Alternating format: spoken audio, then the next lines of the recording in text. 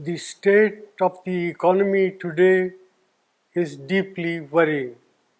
The last quarter's GDP growth rate of 5% signals that we are in the midst of a prolonged slowdown. India has the potential to grow at a much faster rate, but all-round mismanagement by the Modi government has resulted in this slowdown. It is particularly distressing that the manufacturing sector's growth is tottering at 0.6%.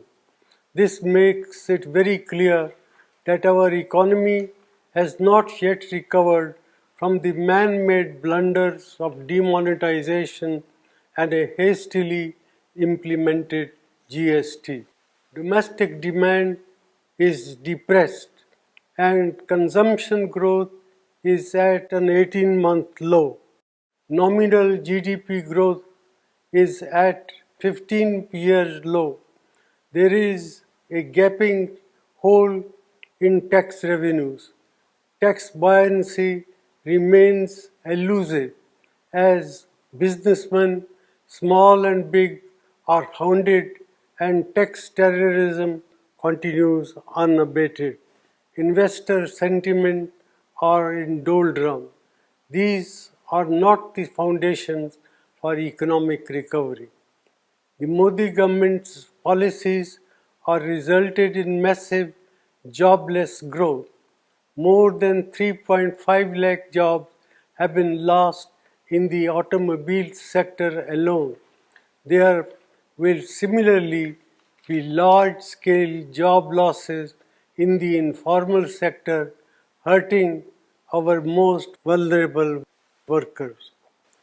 Rural India is in terrible shape.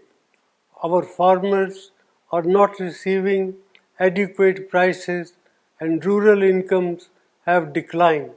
The low inflation rate that the Modi government likes to showcase comes at the cost of our farmers and their income by inflicting misery on over 50% of India's population.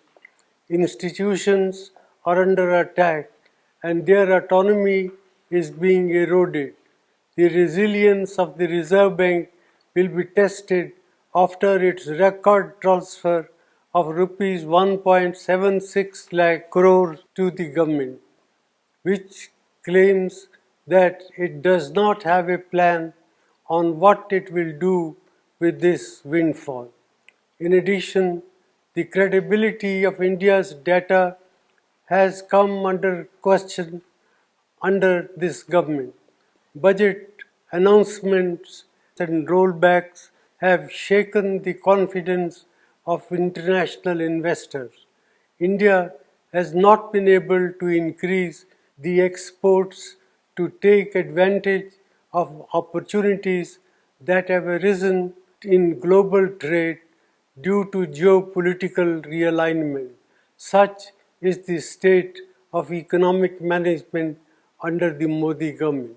Our youth, our farmers and our farm workers, entrepreneurs and the marginalized sections deserve better.